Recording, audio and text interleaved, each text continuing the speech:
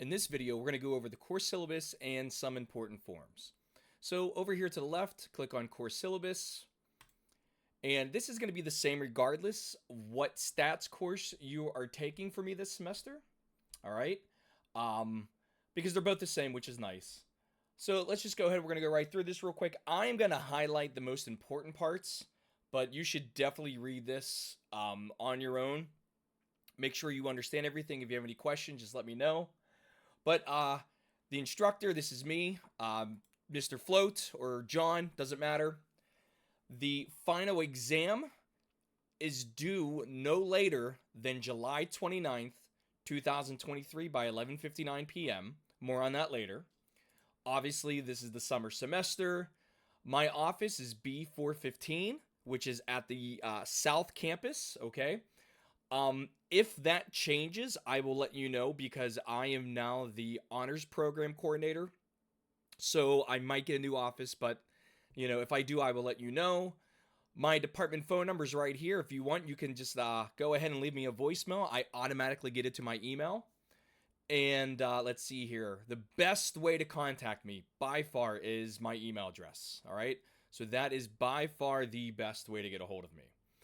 Course credits, this is for. Course description, you can read that. The outcomes, you can read this as well. Basically, the idea behind statistics is being able to collect, to describe or analyze, and conclude whatever the data says that you've collected. It's more in depth than that. That's kind of like the 30,000 foot view. Here's the big stuff right here. This is the one that people always ask me about, all right? Textbooks and materials. So, WebAssign is required for this course. So, I want to make sure you are aware of that. Now, I already uploaded a video on how to register for WebAssign and everything like that. You can find that under the course syllabus and important forms link. Also under the Start Here link as well. There are two ways to purchase an access code. You can go through the bookstore, which is fine. Or you can get it directly from the WebAssign, which is Cengage. That's like the publisher. You can get it directly from their website. If you go through the website, it's a bit cheaper. That's entirely up to you. The big thing is do not purchase an access code anywhere else, like Amazon or from a friend from a different college or something like that. And the reason for that is access codes are tied to specific classes, not books. So even though somebody could be using the textbook that we're going to be using, which is the Introduction to Probability and Statistics, 15th edition by Mendenhall, Beaver and Beaver, at, let's say, the University of Pittsburgh, you cannot use their access code in your class or at CCAC because they are tied to specific classes, not the actual book itself. That is not our thing. That is a WebAssign thing. I think they do that to make sure that they get as much money as possible. Now, let's go ahead and let's talk about this book, all right? You do not have to have a physical textbook for this course, all right? I'm going to show you here in a little bit what I do for our class. But if you wanted a physical textbook, okay, the 15th edition is actually very expensive. Now, probability and statistics hasn't really changed that much since, this early turn of the century. So, what I would recommend is this, okay? What I would recommend is, let me see here if I can copy and paste this nicely. Instead of getting like the 15th edition, I would look at maybe the 13th or 14th edition, all right? So if we go to Amazon and we look up the 13th edition, all right, we can find some used ones here for $25, okay? And that is basically going to be good enough for if you want a physical copy, something that you can highlight, turn the pages, something like that. So this would be the 13th edition used. Let's see what the 14th edition goes for. Let's see, that's the 15th. Let me try to copy and paste this again, but I'll type in the 14th edition here. What do we got for the 14th edition? Oh, this is the instructor's edition. Can you even buy that? Nah, they're not even letting you buy that one. Oh, here it is. No, this is the 15th, my bad. But let's see how much this is used. This is $89 used, okay? Um, so just make sure that if you want to save money, by all means, do this through Amazon, get a used book, get an older edition. You can even try the international edition as well. Okay, sometimes they do sell that. All right. So this one's gonna be kind of hard to find. But anyways, I don't want to bore us with stupid stuff like this. I want to go back to our syllabus. So at the end of the day, here's what it is. If you want to buy a physical copy and you don't know which one to get, email me. I'll help you through it. Okay. Scroll down here. General education goals. You can read that. This is basically how I go ahead and assign grades. Homework is 20% of your grade. Chapter exams are 40%. Quizzes are 15%. And final exam is 25% of your grade. And I use your traditional grading scale, which is 90 to 100 is an A, 80 to 89 is B, and so forth. Okay? Attendance and tardiness. This is a fully online course. So, I'm expecting you just to do the work when it's due. I tend to open up a lot of work at once because I know some of us, the reason why you took an online course is so you could do this at your own pace. So I open up more than what the syllabus actually says. That way, if you want to work ahead, you completely can go ahead. That's fine with me. Makeup exams, quizzes, and stuff like that. Initially, if you miss an exam or a quiz, I will record that as a 0. But you can talk to me and we can make it up and then I will overwrite that grade. So it's not a big deal. Technology use. This is a biggie, okay? So I'm going to be using a variety of things. The first is going to be the Statistical Analysis Learning Tool, or called SALT, all right? I also use Excel, and I use a TI-84 calculator. Now, SALT and Excel is not required. Like, you do not have to learn how to use these things. I use them because it just makes a lot of the calculations very simple, okay? By all means, if you want to learn how to use them, just pay attention to what I do in my YouTube tutorials because I show you how to do it in there. But you don't have to do this for like a quiz or exam or even the homework. It's entirely up to you. It will be an option if you want to use it on the exams and everything. Like, you can totally use it if you want, all right? But you should be able to get through the entire semester without touching SALT or Excel. The TI-84 calculator, for stats, it's kind of a must. Meaning, in the sense that it's really good for you to have a calculator just so you can crunch the numbers quickly. All right. I make TI-84 tutorial videos as well, so you will have access to all that. All right.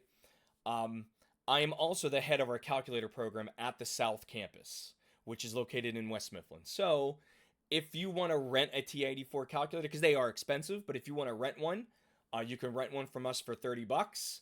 Forms are located in Blackboard. If you need help learning any type of technology that I use, please feel free to contact me.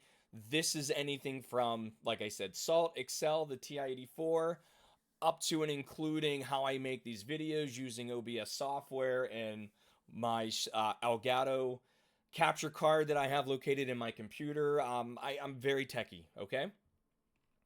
Academic honesty, you pretty much know this.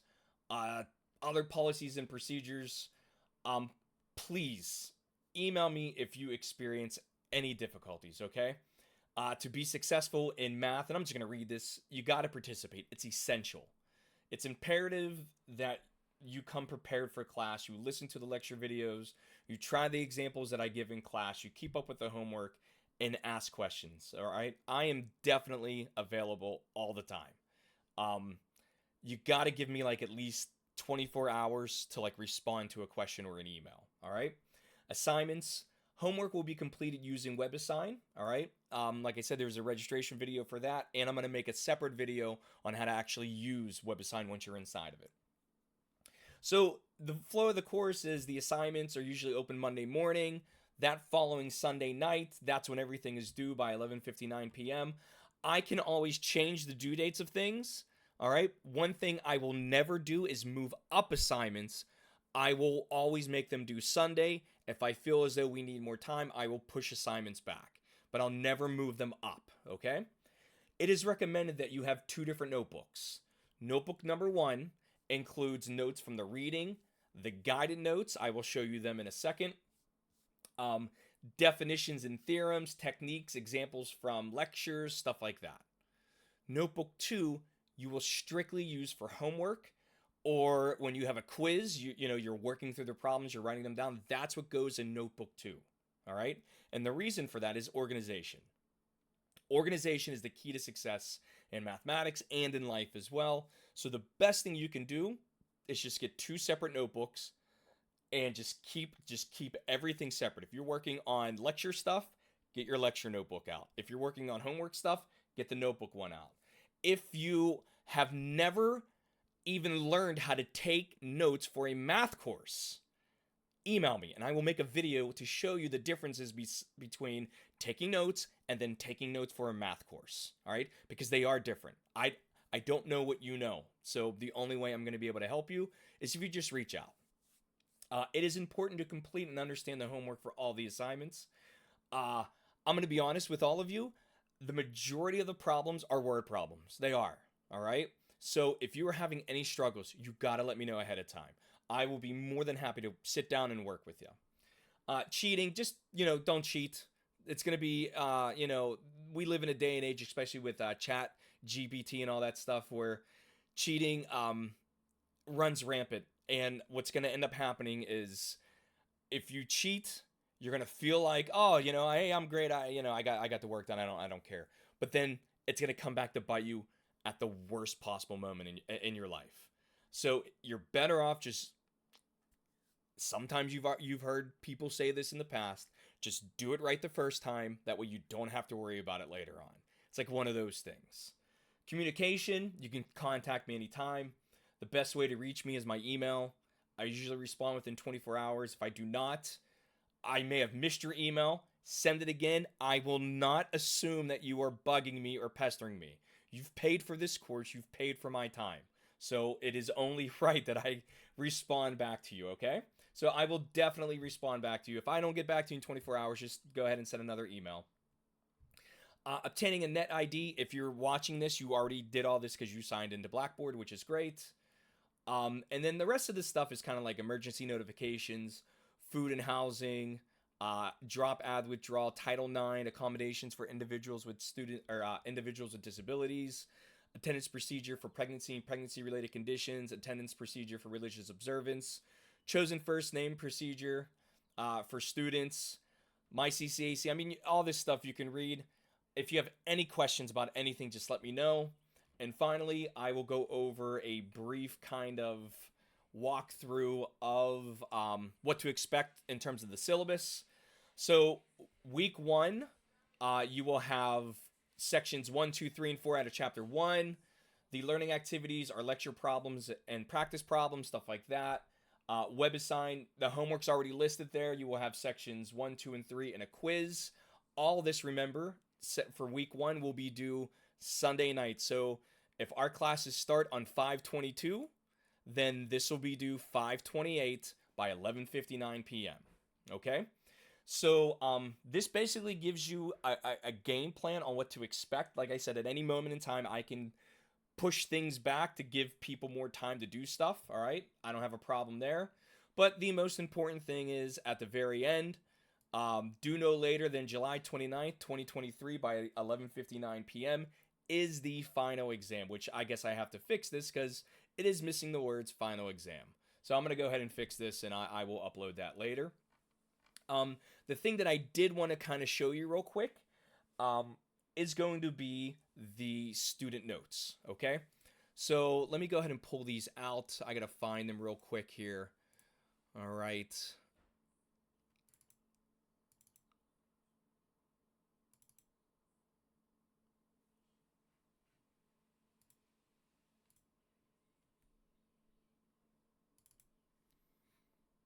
All right, so here we go. So you will notice that I make my own notes, and I type them all up and everything, and they kind of coincide with the textbook.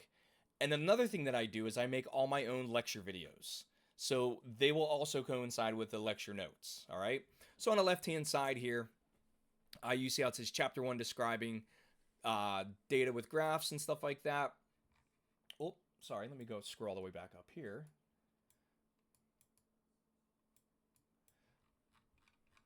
Here we go. So each one of these has their own link to it. So like if you wanted to go directly into graphs for categorical data, you can click right here and it's going to take you right to section 2, which is graphs for categorical data, tables, bar charts, and pie charts. Sometimes though, within the readings, all right, you're going to notice that there are going to be empty boxes. Like here, like what's the definition of a variable? What's the definition of an experimental unit and measurement? What's the definition of population? And all this stems from the reading of the book. So yes, I do expect you to read the book, but you don't have to go through it with like a fine-tooth comb because like I said, a lot of this I've already kind of summarized for you. It's just a matter of presenting it. So this is exactly what I would present in class and everything. Any pictures you see, like this figure right here, they're all linked, so it'll take you directly to them, which is pretty nice. All that good stuff. I do this for every single section, for every single chapter, for every single topic that we talk about throughout the semester. All right? If there are specific examples that you would like to see actually written up, I can go ahead and do that as well. But once again, if I don't know, I can't help. So you got to let me know how I can help you with all this stuff right here. So it's pretty interesting. I had one professor when I was in graduate school do this, and I was like, oh my gosh, it's the most amazing thing ever. It made learning so much more enjoyable and a little bit more, I guess, less nerve-wracking. This is my handwriting. If you can't read my handwriting, let me know. I'll try to write better. But yeah, I do this for every single section and everything like that. So that's about it for this video. Like I said, this was mainly just about the notes and more importantly about the course syllabus. So I will see you in the next one.